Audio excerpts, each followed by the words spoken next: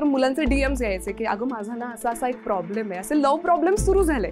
मग मी त्यांचे डीएम्स वाचून त्यावर रील्स बनवायला लागले आणि मग बघता बघता लव्ह टॉपिक्स इतके वाढले की मुलांनी मला लव्ह गुरु बनवून टाकलं. 2024चं प्रेम हे काहीतरी वेगळंच आहे. प्रेम ही जगातली सगळ्यात सुंदर भावना आहे, पण लोकांना कळत नाहीये की हे नेमकं प्रेम आहे. सो ही लव्ह गुरुची जर्नी सुरू असताना बरेच लव्ह प्रॉब्लेम्स मी असे ऐकलेत आणि त्यावरून मला काही सांगायचं आहे. हॅलो हाय, कसं आहे ना मित्रांनो, मी आहे तुमची आरजे ज्योती आणि तुम्ही बनवलेली तुमची लव्ह गुरु. सो आरजे ज्योती लव्ह गुरु कशी झाली आणि सध्या प्रेमाचं काय वातावरण आहे सगळीकडे हे मी तुम्हाला सांगणार आहे.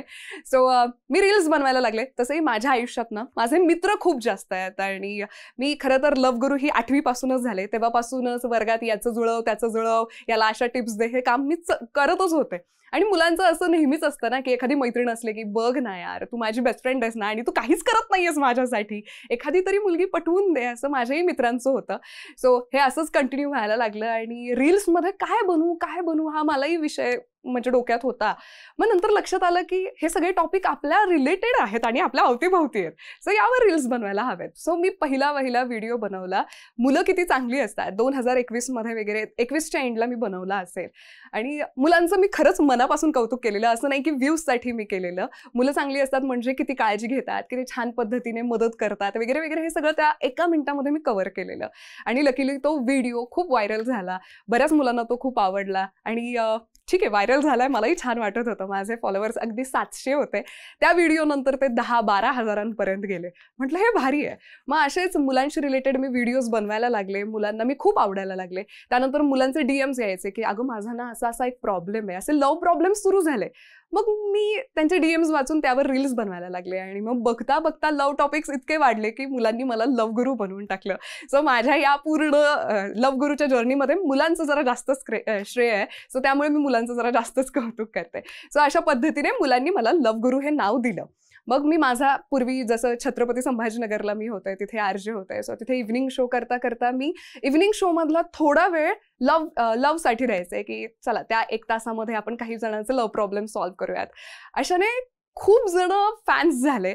काही जण मला अगदी उस्मानाबाद, लातूर अशा लांब लांब ठिकाणाहून भेटायला यायचे. तेव्हा माझ्या बॉसचं होतं, तू इथे एकटीच राहतेस, काहीतरी व्हायला नको फॅनच्या नादामध्ये.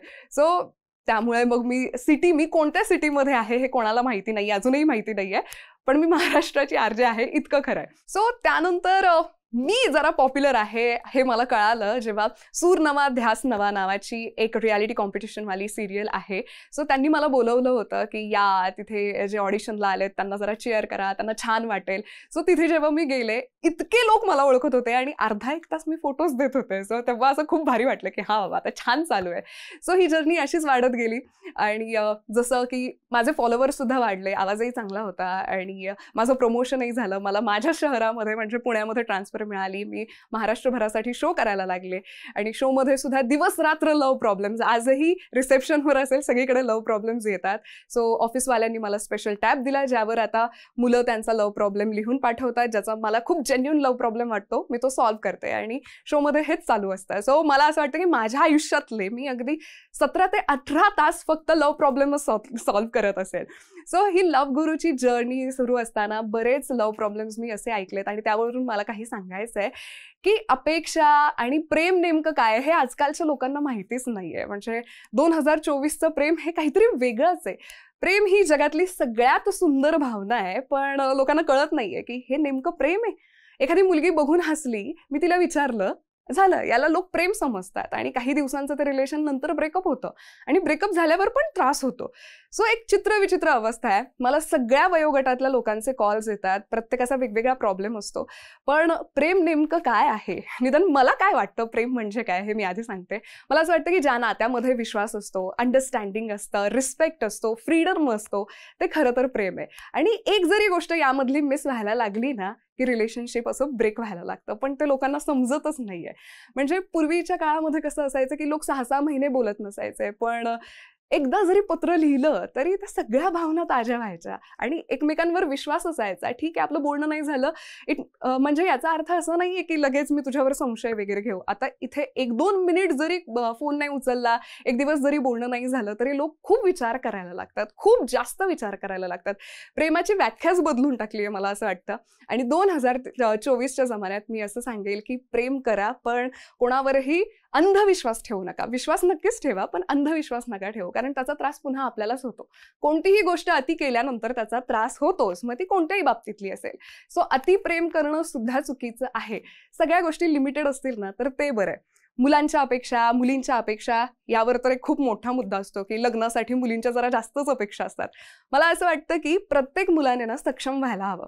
फक्त मुलगी भेटेल म्हणूनच नव्हे, तर ते त्याच्यासाठीही चांगलं आहे. तुम्ही करिअर करा, काहीतरी त्याच्यामध्ये स्पेशल करा.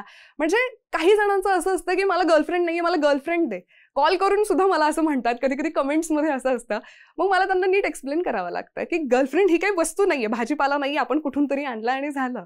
ती प्रेमाची भावनाच लोकांना समजून घ्यायची नसते. मला फक्त गर्लफ्रेंड हवी आहे, मला फक्त बॉयफ्रेंड हवा आहे, हे असं नसतं. लग्नाच्या अपेक्षांबद्दल जसं मी म्हणाले की मुलींच्या खूप अपेक्षा आहेत असं आजकाल मुलांना वाटतं. आणि ऑफकोर्स अपेक्षा ठेवणं चुकीचं नाहीये, पण आपण किती अपेक्षा ठेवतोय आणि अपेक्षा का ठेवू नयेत हे सुद्धा आपल्याला एक्सप्लेन करता आलं पाहिजे. मी मुलींनाही नेहमीच सांगते की तुम्ही इंडिपेंडेंट होणं खूप गरजेचं आहे. फक्त लग्नासाठी नव्हे, तरी ते तुमच्या पर्सनल आयुष्यामध्ये खूप गरजेचं आहे. तुम्ही कमी कमवा, काही प्रॉब्लेम नाहीये, पण तुम्ही इंडिपेंडेंट असणं खूप गरजेचं आहे. तुम्ही जर का तितक्या कमवत असाल तर तुम्ही अपेक्षा नक्कीच ठेवायला पाहिजेत. आणि मुलांच्या बाबतीत मी सांगेन की मुलांच्याही काही कमी अपेक्षा नसतात, मुलांच्याही खूप अपेक्षा असतात की ती सुंदरच असावी, ती गोरीच असावी, तिची हाईटच अशी असावी, वगैरे वगैरे खूप गोष्टी असतात. पण मुलांचं म्हणणं कसं असतं की नाही, सिर्फ जिंदा होनी चाहिए और लडकी होनी चाहिए, असं नसतं. सगळ्या अपेक्षा मुलांच्या मला माहिती आहे. सो हे जे आहे ना की एकमेकांवर ब्लेम करणं, ते आधी कमी करायला पाहिजे. बऱ्याचदा मुली रिलेशनशिपमध्ये आल्यानंतर, हे मी माझं पर्सनल अनुभव सुद्धा आहे, प्रेमात पडल्यानंतर मुली जरा हट्टी वागतात, नखरे दाखवायला लागतात आणि खूप इमॅच्युअर असल्यासारख्या, लहान मुलींसारख्या वागायला लागतात. आणि मग मुलांना इरिटेट होतं की काय ही वेड्यासारखी वागतीये. पण मग प्रेमात पडताना तुम्ही का नाही या गोष्टीचा विचार केला? सो मला सगळ्याच लोकांना हे सांगायचंय, तुम्हाला जर का हे सगळं सहन करायचं असेल किंवा आनंदाने तुम्ही सहन करणार असाल तरच प्रेमात पडा. बरेच जण काय करतात, प्रेमाला खूप नावं ठेवतात की मुली अशाच असतात, मग मुली नावं ठेवतात, मुलं असेच असतात. ज्यांना नावं ठेवायचे त्यांनी तर प्रेमात पडूच नये, त्यांनी सिंगल राहावं, कोणालाही जज नाही करायचं, काही नाही. आणि बऱ्याचदा असं होतं की प्रेमामध्ये परिस्थिती दुश्मन बनते. म्हणजे घरचेच ऐकत नाहीत, कास्ट प्रॉब्लेम असेल, वगैरे वगैरे, जो काही प्रॉब्लेम असेल.